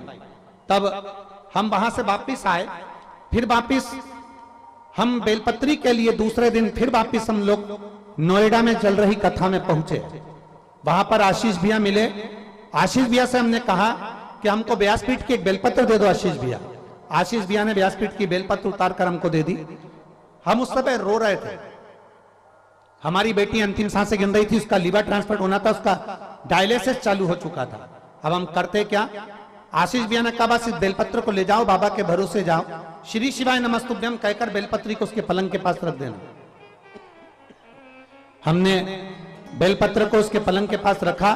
डॉक्टरों ने मना किया, फिर भी हमने उसको प्रणाम करके डॉक्टर को कहा कि इस बेलपत्र को रख दो। डॉक्टर के हिसाब से बेलपत्र रखी।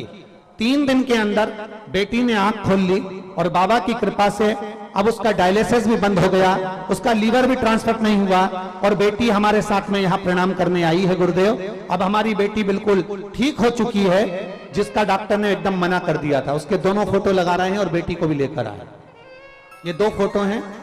बेटी एक वेंटिलेटर पर पड़ी है, आप लोग उसको एलईडी पर देख रहे होंगे। जो बेटी वेंटिलेटर पर पड़ी है वो, और जब बेटी ठीक हो गई उसका भी फोटो लगाया है, जो बेटी यहां पर अभी मंच पर व्यासपीठ पर आएगी। बाबा की कृपा की सारी रिपोर्टें उन्होंने पूरी की पूरी रिपोर्ट यहां लगाई गई है। 200 पेज की रिपोर्ट है जो लगाई है। शिव के भरोसे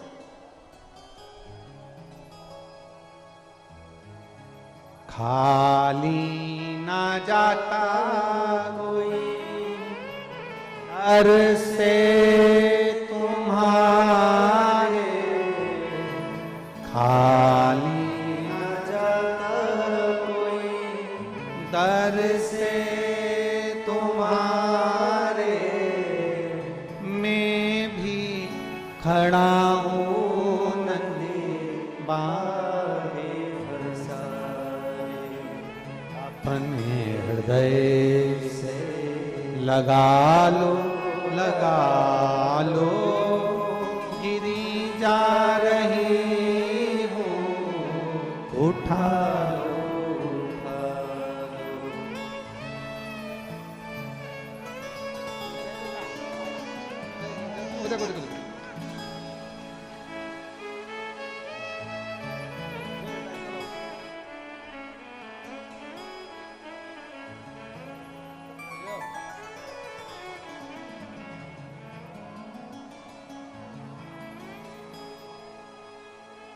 रोने खुश हो जाओ, उठो उठो।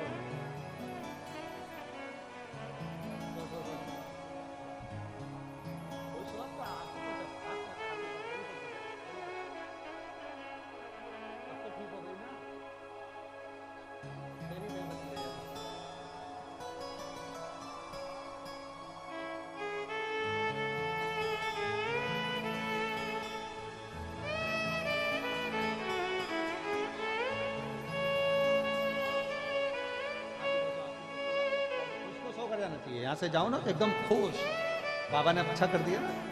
संभो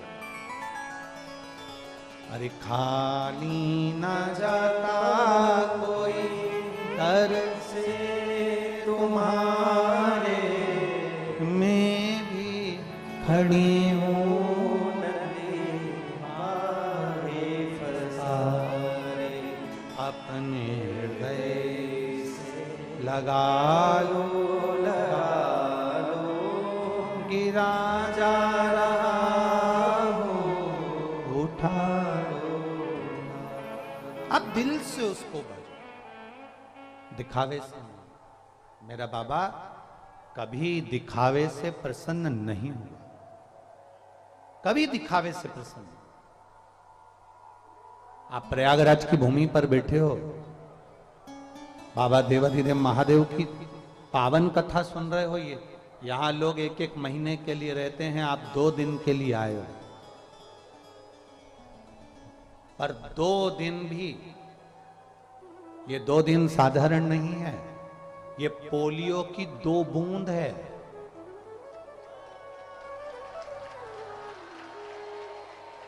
ये 2 दिन केवल साधारण नहीं है, पोलियो की 2 बूंद दवा पिला दो तो पोलियो जिंदगी भर नहीं होता।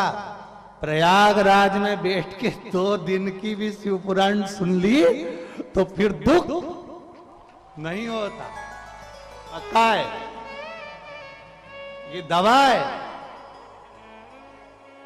और पोलियो वाले आवाज लगाकर पिलाते हैं, जन्म लिए बच्चे से लेकर 5 वर्ष तक के बच्चे को पोलियो की दवाई पिलाई जाएगी।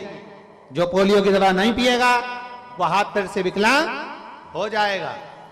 यहां चिल्ला चिल्ला कर कहा जाता है जिसका जन्म नहीं हुआ, जो मां के गर्भ में पड़ा है, उससे लेकर जो मर रहा है उस तक के व्यक्ति को शिव महापुराण की कथा सुनाई जाएगी। पोलियो की दवा नहीं पियोगे तो हाथ पैर से विकलांग हो जाओगे। शिव महापुराण की कथा नहीं सुनोगे तो अपनी बुद्धि से परमात्मा के नहीं हो पाओगे। इसलिए परमात्मा के होना तो शिव पुराण सुनो, भगवान शिव की कथा का तत्व ग्रहण कर। कहा, वर्णन किया। देवराज को मन नहीं लगा, देवराज का चित्त नहीं लगा। जब देवराज का मन नहीं लगा, चित्त नहीं लगा, बेलपत्री के वृक्ष के नीचे देवराज के प्राण छूट गए। बेलपत्र के वृक्ष के नीचे देवराज के प्राण चले गए। और जब बेलपत्र के वृक्ष के नीचे देवराज के प्राण गए, प्राण छूटे, देवराज के प्राण जब चले गए और बेलपत्र के वृक्ष के नीचे जब देवराज के प्राण छूट गए, पूर्व की पुण्याई थी, पूर्व की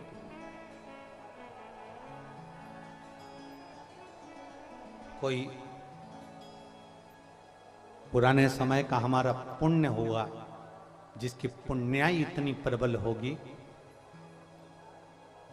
कि वो पूर्व की पुण्याई के कारण बाबा देवाधिदेव महादेव की कृपा ऐसी हुई कि देवराज ने प्राण भी छोड़े तो बेलपत्र के वृक्ष के नीचे छोड़े। बेलपत्र के वृक्ष के नीचे प्राणों को, कुछ पुण्याई पूर्व की, कुछ हमारे जीवन का अच्छा किया होगा, कुछ हमने हमारी जिंदगी में कुछ अच्छा कर्म किया होगा, कुछ श्रेष्ठ कर्म हमने हमारे जीवन में किया होगा, तो आज हम और आप प्रयागराज की पवित्र भूमि पर विराजमान हुए। ये पूर्व का पुण्य। वो एक लाइन कहते हैं ना कि कोई पिछले जन्म के अच्छे कर्म मुझे बाबा,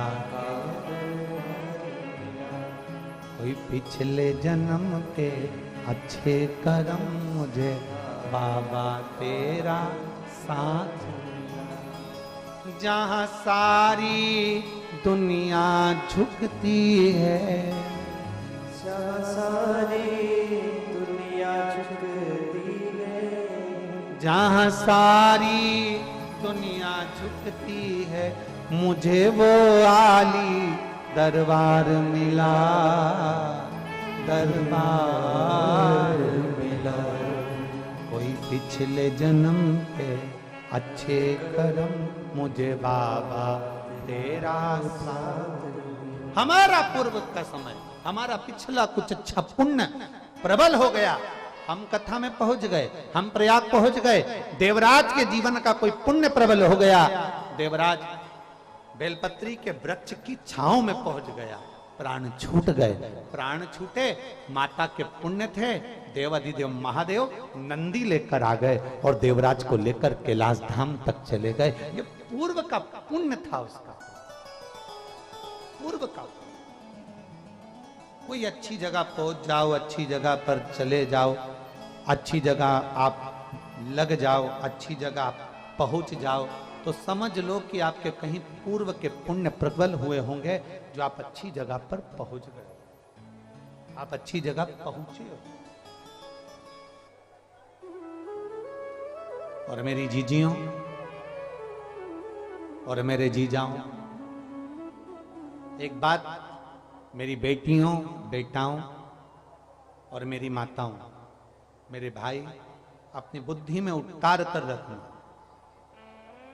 तुम्हारा मन शिव में लग रहा हो, तुम्हारा मन कथा में लग रहा हो, तुम्हारा मन संत साधु की सेवा में लग रहा हो, तुम्हारा मन ब्राह्मण गुरुजन की सेवा में लग रहा हो, तुम्हारा मन परमात्मा की सेवा में लग रहा हो, तो समझ लेना कि तुम्हारे घर में अन्न भी अच्छा आ रहा है, धन भी अच्छा आ रहा है और परिवार में भगवान ने समृद्धि भी दे रही है। ये मान कर चलो। अगर उसकी कृपा हुई है तो, उसकी दया हुई है, रखिए। आप बैठे हो, कथा सुन रहे हो,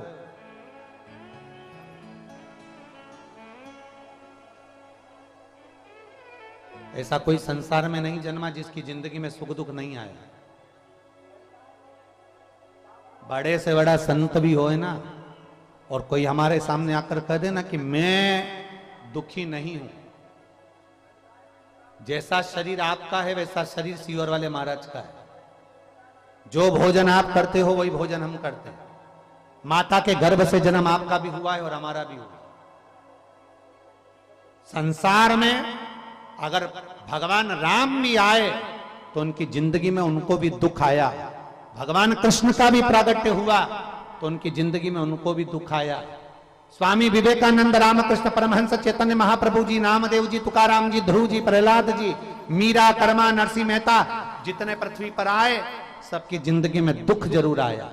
ये मत सोचना कि आपकी जिंदगी में दुख नहीं आएगा, पर इतना याद रखना कि अगर दुख आएगा और तुमने अगर एक लोटा जल महादेव को चढ़ाया है तो मेरा बाबा तुम्हारा वो दुख जल्दी काट कर सुख का जीवन भी वापिस लाएगा।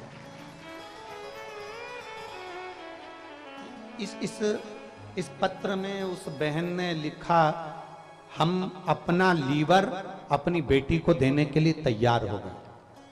इस पत्र में उन्होंने दोनों माता पिता अपना लीवर अपनी बेटी को देने के लिए तैयार हो गए, पर उन्होंने केवल एक अंदाजा लगाया कि नोएडा की धरा पर आपकी कथा हो रही है, तो हमने विचार करा कि दिल्ली में ट्रांसफर तो कराना ही है लीवर का, पर एक बार कथा में जाकर बैठे, क्योंकि लोग कहते हैं कि शिव महापुराण के पंडाल में जो जाकर बैठता है उसकी कामना बाबा पूर्ण करता है। मेरी जीजियों, आप आए जरूर हो, बाबा के भरोसे आए हो। हम मानते हैं कि प्रयागराज की पवित्र भूमि पर तुम पहुंचे हो, पर इतना अंदाजा जरूर लगा कर रखना, मेरे बाबा को, मेरे ओघरदानी को, मेरे काशी विश्वनाथ को, जिसकी झोली खुशियों से भरना होती है ना, उसी को बाबा शिव पुराण के पास लेकर आता है, वरना लाता ही नहीं, लाता ही नहीं।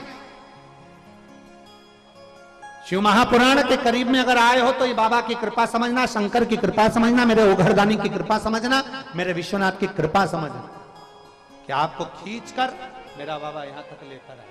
ये उसकी उदारता है, ये उसकी कृपा है। देवराज के प्राण चले गए, मेरे भोले बाबा चोरी का धन लेकर देवराज गया था शिवालय में, चोरी का धन लेकर पहुंच गया था मंडप में, चोरी का धन लेकर पहुंच गया था बेलपत्र के नीचे, पर मेरे बाबा की जब कृपा हुई, उदारता हुई, तो बेलपत्र के वृक्ष के नीचे उसके प्राण छूट गए, तो उसको कैलाश धाम मिल गया, शंकर जी का धाम प्राप्त हो। समय आया, शिव तत्व की प्राप्ति हो गई, शंकर उसको। और मेरे भोले तेरा सहारा है, मेरे भोले तेरा सहारा है, मेरी नैया का तू किनारा, मेरी नैया का तू मेरे बाबा तुझे पुकारा है, मेरे बाबा तुझे पुकारा है, मेरी नैया का तू किनारा है, मेरी नैया का तू किनारा। दिल से उसको पुकार, दिल से उससे प्रार्थना, सुनता, समय आया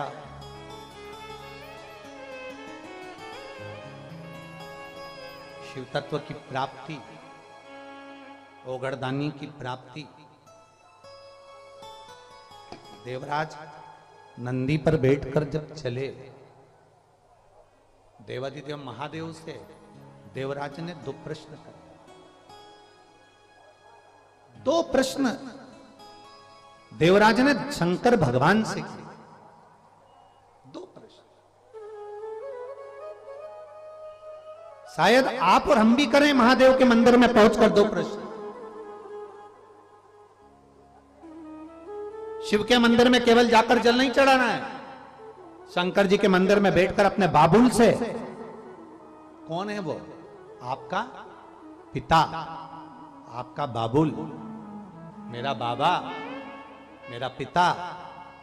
शिव के मंदिर में जब भी जाना तो ये सोच कर जाना कि आप किसी दूसरे के दरवाजे पर नहीं जा रहे हो, अपने मायके में जाकर अपने पिता से बात करने के लिए जा रहे हो, अपने पिता के पास। जब शिव के पास जाओ तो दो प्रश्न तुम्हारे भी होना चाहिए देवराज जैसे। देवराज ने दो प्रश्न महादेव से किए। पहला प्रश्न देवराज ने कहा, मैंने कोई पुण्य नहीं करा बाबा, मैंने कोई अच्छा कर्म नहीं करा बाबा, मैं तो ब्राह्मण कुल में जन्म लेने के बाद भी मैंने चोरी करी बाबा, पर ऐसा मैंने करा क्या जो बाबा तूने मुझे अपने नंदी पर बिठाकर कैलाश धाम की यात्रा करा दी? प्रथम प्रश्न है। आज आप ही विचार करना, हमने कौन सा पुण्य करा? शंकर जी का गंगा के घाट पर बैठकर विचार करना। दो प्रश्न आपके भीतर होना चाहिए जो देवराज के भीतर थे। मैंने कौन सा पुण्य करा था जो प्रयागराज में त्रिवेणी के संगम पर, कोई टेंट में नहीं, कोई पंडाल में नहीं, कोई खाल में नहीं और कोई ग्रुप में नहीं, घाट पर, त्रिवेणी के घाट पर बैठकर, रज में बैठकर और गंगा यमुना सरस्वती के संगम पर शिव पुराण सुनी। ये कौन सा पुण्य था मेरा? कौन सा? आज सत्य बात कहे ना, इंद्र देवता को भी जलन हो रही होगी।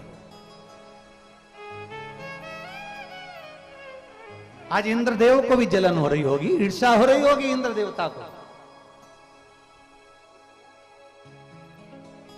भरोसा नहीं, कल आनी जा, इसका क्या भरोसा? ईर्ष्या हो, बरस जाए, उसका क्या ठिकाना? इंद्र को भी ईर्ष्या अंदर से हो रही होगी और इंद्र भी सोच रहे होंगे कि इतना पुण्य इकट्ठा अगर इन लोगों ने कर लिया, और पुण्य अगर वो कहते हैं ना कि व्रत पूरा हो जाता है तो भगवान को आना पड़ता है, इसलिए भगवान क्या करते हैं कि आपके व्रत को सफल नहीं होने देते। एकादशी का व्रत है, सोमवार का व्रत है, पशुपति व्रत है, तुम कहते हो मेरे को ये नहीं खाना, मेरे को वो नहीं खाना, पर व्रत वाले दिन तुम्हारे को भगवान इतना गुस्सा दिला देता है, इतना गुस्सा दिला देता है कि तुम्हारे मुंह से अपशब्द निकल जाता है और फिर तुम्हें वो कथा याद करना चाहिए विक्रम और बेताल की, तू बोला मैं चला। उसी तरह व्रत वाले दिन तुम्हारे मुख से अपशब्द निकला, व्रत पूरा समाप्त।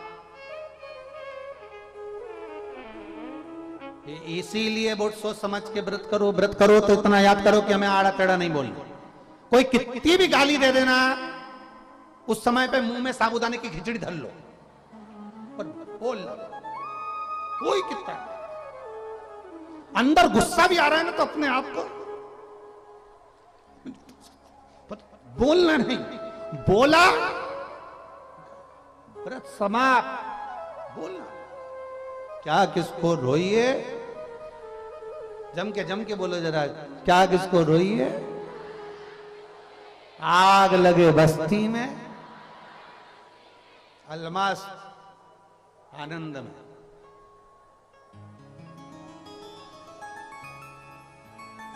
शिव कथा कर रहे, भगवान शंकर का चरित्र कर रहा है। समय आया, बाबा से एक प्रश्न किया, मैंने पुण्य कौन सा करा था? शंकर भगवान ने बोला, तेरा पुण्य नहीं है, तेरी माता का पुण्य है। जब कोई स्त्री, कोई नारी, कोई पुरुष एक लोटा जल महादेव को चढ़ाता है तो वह अपने दादा का और अपने नाना के 71 पीढ़ी को पार लगा देता है। ये तेरा पुण्य। दूसरा प्रश्न है देवराज का, आपका दर्शन मुझे मिला, मेरे जैसे पापी को आपका दर्शन मिला, कारण क्या है? शंकर भगवान कहते हैं बेलपत्री का वृक्ष साधारण वृक्ष नहीं होता, एक बेलपत्र का मात्र स्पर्श हो जाता है तो 12 ज्योतिर्लिंग का दर्शन एक बार में प्राप्त हो जाता है। इसलिए बेलपत्री के वृक्ष की छांव में तेरे प्राण छूटे हैं, इसलिए मेरा दर्शन तुझे हुआ। ये 2 प्रश्न हमारे भीतर होना चाहिए। अगर हम मंदिर में जा रहे हैं और बाबा का हमको दर्शन हो रहा है तो हमें ये प्रसन्नता होना चाहिए कि हमें क्यों हो रहा है, कौन सा पुण्य हुआ हमारा, प्रबल हुआ हमारा जो हमें मिला, पुण्य की प्रबलता। समय आया, बिंदुक नाम का ब्राह्मण धन ले जा रहा था चोरी का, पानी में गिरकर मर गया, प्राण छूट गए, प्रेत की योनि में पड़ गया। उसकी धर्म पत्नी चंचुला काशी की यात्रा पर गई बाबा के दर्शन करने के लिए। बाबा के दर्शन करने के लिए करंट आ रहा है इसमें, हल्का सा करंट है। बाबा के दर्शन करने के लिए भगवान शिव के दर्शन करने के लिए जब चंचुला देवी काशी में पहुंची, और काशी में जब चंचुला देवी पहुंची तो चंचुला ने जब काशी का दर्शन किया, दर्शन करने के बाद गंगा जी में उसके प्राण छूट गए, प्रेत की योनि से मुक्त हुआ था वो बिंदुक जो प्रेत योनि में पड़ा था, उसके लिए चंचुला देवी ने भगवान शिव जी से प्रार्थना करी। बाबा देवाधिदेव महादेव की धर्मपत्नी माता पार्वती जी की सखी बनी और वहीं रहकर उन्होंने शिव अर्चना का आनंद लिया। ईश्वर जी और गोरा जी बनकर भगवान देवाधिदेव महादेव पधार कर तुमरुका जी के मुख से भगवान शंकर पवित्र आनंदमय शिव महापुराण की कथा को श्रवण करते हैं। चारों तरफ आनंद समाहित होता है, बिंदुक कथा को सुनते हैं बड़े भाव से। आज कथा का जो पहला दिवस है, कितनी बजे से चल रहा है? 1 बजे से 4 बजे, 2 दिवसीय कथा है। मेरा प्रयागवासियों से, कल्पवास करने वाले सभी यात्रियों से भी निवेदन करूंगा, मौका मत छोड़ना। कथा पंडाल के सम्मुख में पहुंचकर भगवान शिव की कथा को अवश्य श्रवण करना। कल भी अपन 1 बजे से 4 बजे तक भगवान कथा का, शिव जी के पवित्र चरित्र का स्मरण करेंगे और अपने जीवन को सार्थक बनाएंगे। ये कथा 12 और 13 तारीख को प्रयागराज की पवित्र भूमि पीपा नंबर पुल 1, पीपा नंबर पुल 2 गंगा घाट पर चल रही है। सतुआ बाबा सेवा शिविर, सतुआ बाबा जी की ओर से यह कथा का आयोजन रखा गया है, जिस कथा को 2 दिवसीय यहाँ चलेगी। उसके बाद में कथा 14 तारीख से कुशीनगर में प्रारंभ होगी 2 बजे से 5 बजे तक। तो बड़े भाव से, आशीष क्या बोलना है?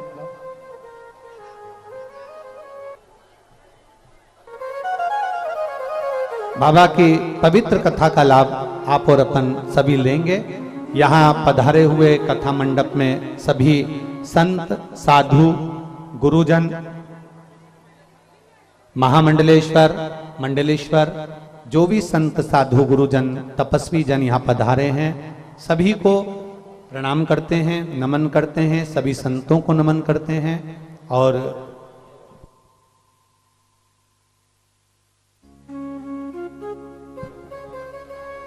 सभी संत, साधु, गुरुजनों को नमन करते हुए, प्रणाम करते हुए आज कथा का प्रथम दिवस यहाँ विराम ले रहा है।